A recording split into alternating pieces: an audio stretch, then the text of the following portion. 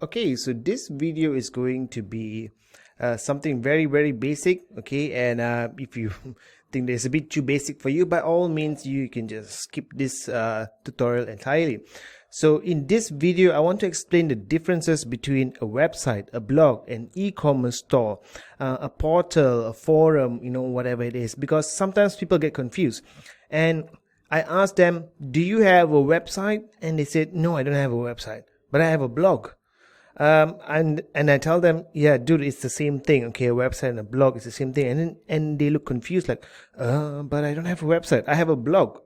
So what is the difference? Okay, so let me just basically explain to you. A website is just a catch-all phrase, a generic term that you can use to describe something that is online, a page, okay, that you can actually see in your desktop. So we have a website here. So a website is basically a catch-all phrase, okay? And it just basically means something that's online, something that you can view in your browser. But it's, like I say, it's a catch-all phrase. So a website can be anything.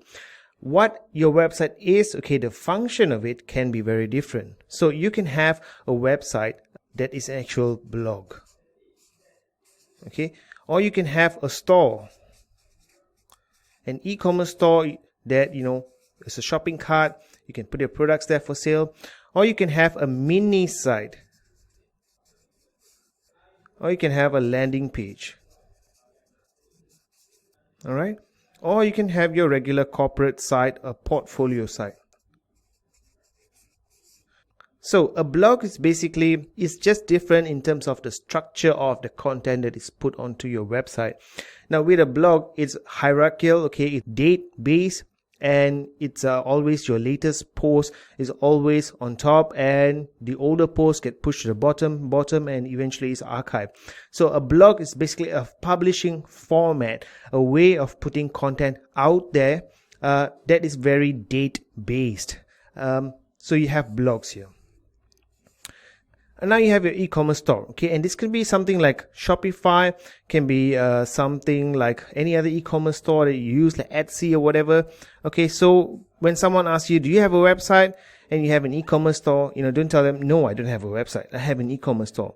It's actually, just another type of website. Now the function of an e-commerce store is different, and the content or the way the content is presented is also different. It's presented as a store where you have your details, your add to cart button, and different functions as compared to a blog, okay?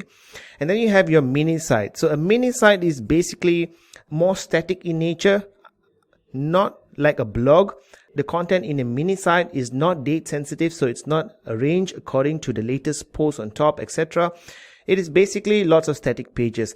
This is how people used to create a site, like a mini site, before blogs were popular, because to actually publish a blog, you need a content management system or platform that helps you to keep track of the published date, etc., a number of comments, where else in the good old days, people were just building mini sites with regular HTML and doing it the manual way. And lots of online marketers like to do a landing page. So a landing page is also another type of website. A landing page is just basically one single page, similar to a mini site, except that it has far fewer pages than a mini site, okay? So a mini site can, although the name is mini, but it can grow quite large to 20-30 pages. A landing page typically is just one page or two page, something that serves a very specific purpose, like to capture opt-in, etc.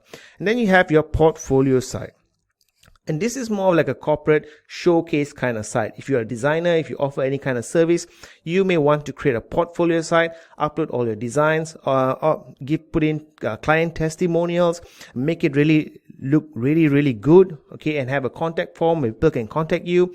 But other than a blog and an e-commerce store, okay, a portfolio site is, you don't update this at all. You rarely update it. And most websites out there that belong to large corporate organizations, they are mostly portfolio sites. All right. But today, the lines are blurring between the specific type of website according to function. Because today you can have a system that is an e-commerce store, but also has a blog feature built into the system. For example, like Shopify, okay? And you can also have a WordPress blog that is initially just a blog, but you can add on plugins to add an e-commerce store. You can add on some plugins to create landing pages, and you can even add more plugins to create portfolio type of layout for your site. So the lines are really blurring in today's online marketing world because things are starting to converge. But that being said, every single platform out there was built for a primary purpose, and it normally serves the primary purpose much better than anything else. So if you want to create an e-commerce store and you use WordPress, which was primarily designed as a blog, you can do that, okay? But if you don't plan to blog at all, then it's pretty redundant. You are using a blog platform to create a store, and you would need to add like 5-6 different plugins or one mega plugin, and you need to change your theme. You need to basically hack a blog to become a store. Why do that when you can just get a content management system that is designed primarily as a store, and the blog is just a secondary function? It really depends on what you want to do, okay? If you want to sell stuff, don't get a blog and hack it to become a store. Don't get a WordPress and hack it to become a Shopify. Get a Shopify e-commerce store, and it today comes with an additional blog feature. Now, because the primary function is a store, the blog features may not be as good as in WordPress, and that is something that you should expect. Okay, so basically what I'm trying to explain with this video is a website is just a catch-all phrase. Okay, as long as you have a blog, a store, a mini site, a landing page, a portfolio site, whatever it is, it's online, it has a URL, it has an address, you have a website. So I hope that was clear, okay, and let's proceed to other videos.